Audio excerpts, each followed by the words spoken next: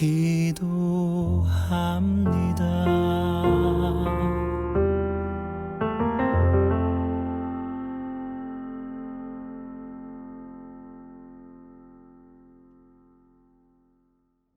이 시간 예배를 위하여 함께 기도하시겠습니다. 사랑하는 하나님, 감사합니다. 이 새벽에도 주님의 은혜를 기억하며 주님께 나아가게 하시니 감사합니다. 각자의 골방에서 주님을 찾고자 할 때 성령 하나님께서 그 귀한 음성을 들려주시고 우리가 주님의 인도하심을 따라 순종하며 나가고자 할 때 주님의 발걸음을 따라갈 수 있는 믿음과 용기가 우리 모두에게 부어지게 하여 주시옵소서. 오늘 하루의 발걸음 속에서도 함께해 주실 줄 믿고 맡겨드리며 이 모든 말씀 귀하신 예수님의 이름으로 기도드립니다. 아멘. 함께 은혜 받으실 하나님의 말씀은 고린도전서 11장 27절부터 34절까지 말씀입니다. 제가 봉독하겠습니다. 그러므로 누구든지 주의 떡이나 잔을 합당하지 않게 먹고 마시는 자는 주의 몸과 피에 대하여 죄를 짓는 것이니라. 사람이 자기를 살피고 그 후에야 이 떡을 먹고 이 잔을 마실지니 주의 몸을 분별하지 못하고 먹고 마시는 자는 자기의 죄를 먹고 마시는 것이니라.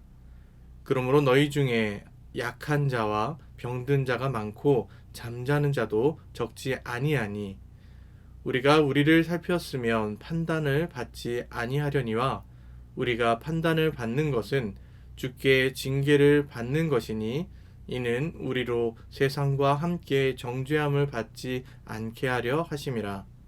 그런즉 내 형제들아 먹으러 모일 때에 서로 기다리라. 만일 누구든지 시장하거든 집에서 먹을지니 이는 너희의 모임이 판단받는 모임이 되지 않게 하려 함이라. 그 밖의 일들은 내가 언제든지 갈 때에 바로 잡으리라. 아멘. 오늘 본문은 사도 바울이 성만찬에 대한 이야기를 계속 이어가고 있습니다.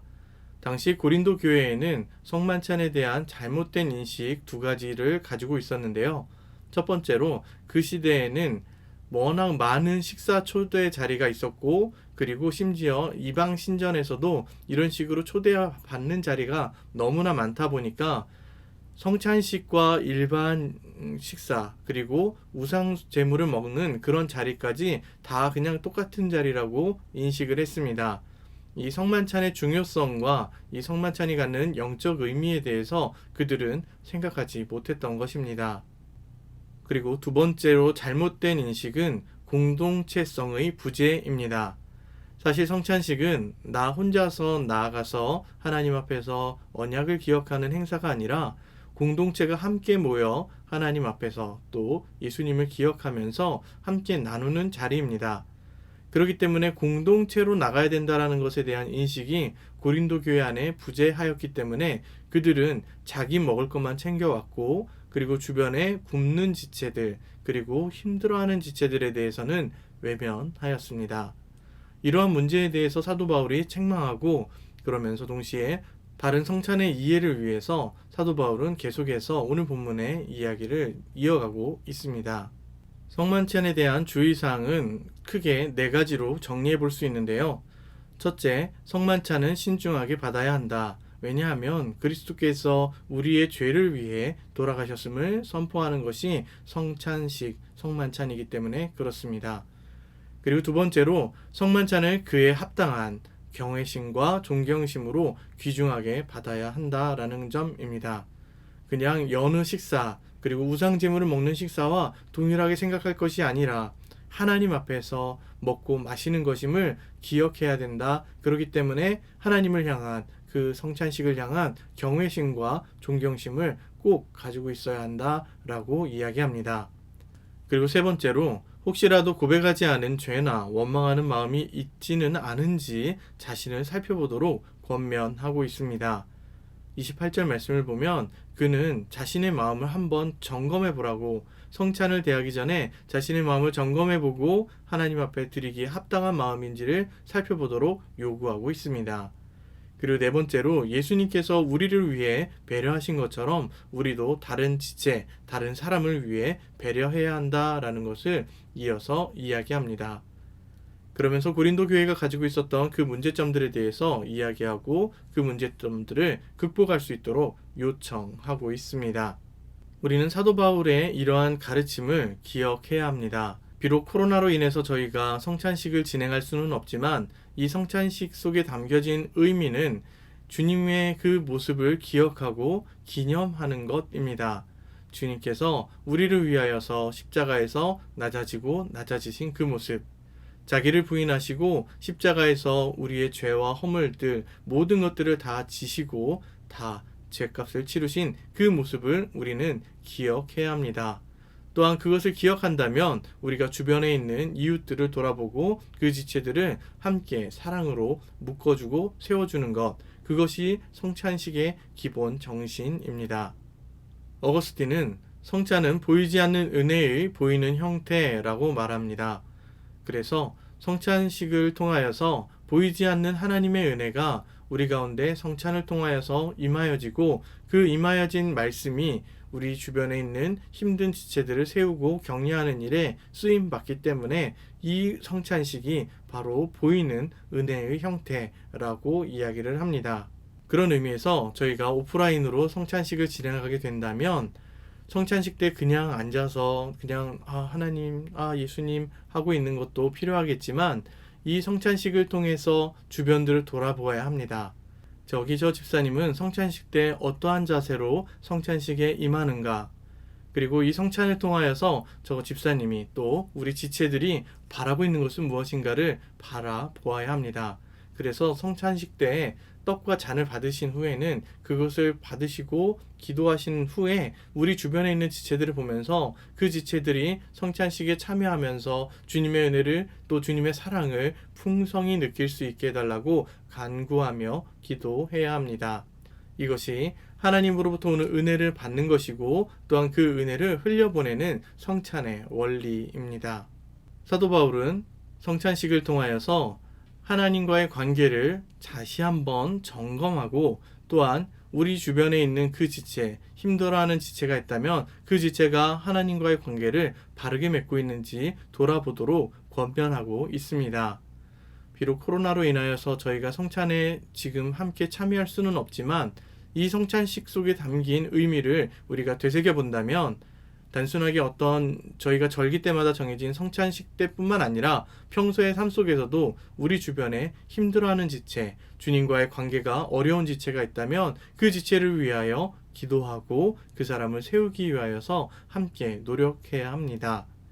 그리고 그 지체가 하나님과의 관계가 끊어질 것 같고 연약해 보인다면 우리가 기도뿐만 아니라 다양한 방식으로 그 지체를 세우기 위해 노력해야 합니다.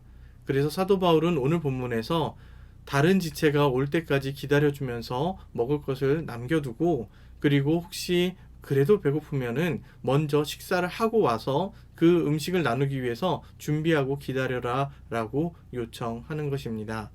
이것이 성찬식이라는 행위에 집중하는 것이 아니라 그 행위가 갖는 본질에 더 집중하게 하고 이 본질을 통하여서 주님의 마음을 다시 한번 마음에 새길 수 있도록 권면하는 사도 바울의 애타는 권면입니다. 이러한 권면 속에 담긴 예수님의 마음도 우리가 기억하면서 그 마음을 가지고 우리 주변 사람들을 돌아봤으면 좋겠습니다. 우리 주변에는 지금 코로나로 인하여서 힘들어하고 어려워하는 지체들이 참 많습니다. 이러한 지체들의 삶 속에 하나님의 풍성하신 은혜가 부어질 수 있도록 또 때를 따라 돕는 은혜가 제때제때 부어지도록 하나님께 기도해야겠습니다. 혹시 그런 지체가 보이지 않는다면 그런 지체를 볼 수 있도록 캐치할 수 있도록 영적인 눈이 열리게 해달라고 기도해야 되고요. 그리고 그 기도함을 통하여서 더 많은 이들을 섬기고 사랑으로 세워가는 아름다운 공동체가 되기를 간절히 소망합니다. 은혜가 풍성하신 아버지 하나님 감사합니다. 저희는 지금 코로나로 인하여서 성찬식을 진행할 수 없지만 성찬식 속에 담겨진 이 성만찬 속에 담겨진 하나님 아버지의 마음을 잠시나마 엿보았습니다. 우리 주변 사람들, 이웃의 모습을 살펴보면서 그들의 연약함, 부족함을 채워줄 수 있는 넓은 믿음과 용기가 우리 가운데 부어지게 하여 주시옵소서. 그리하여서 우리 교회가 이름만 광주 사랑의 교회가 아니라 실천하는 광주 사랑의 교회, 사랑이 넘치는 광주 사랑의 교회가 될 수 있도록 인도하여 주시옵소서. 혹여라도 우리 주변에서 남몰래 눈물을 삼키고 있는 지체들이 있다면 그에게 먼저 다가가 위로하게 하시고 격려하게 하시고 기도하게 하시며, 비록 직접 만나서 이 교제를 나눌 수는 없지만 주 안에서 누리는 교제를 지속적으로 이어가게 하시고 랜선을 통하여서라도 함께 교제하며 주 안에서 함께 자라가는 공동체로 우뚝 설 수 있도록 붙잡아 주시고 인도하여 주시옵소서. 이뤄주실 주님을 기대하며 이 모든 말씀 귀하신 예수님의 이름으로 기도드립니다. 아멘. 이 시간 말씀을 생각하며 함께 기도하도록 하겠습니다. 첫 번째 기도 제목입니다. 십자가의 거울에 비친 자신을 돌아보면서 성찬식 때뿐만 아니라 날마다 자기 부인의 십자가를 지며 살아가게 하옵소서. 함께 이 기도 제목을 가지고 2분간 기도하시겠습니다.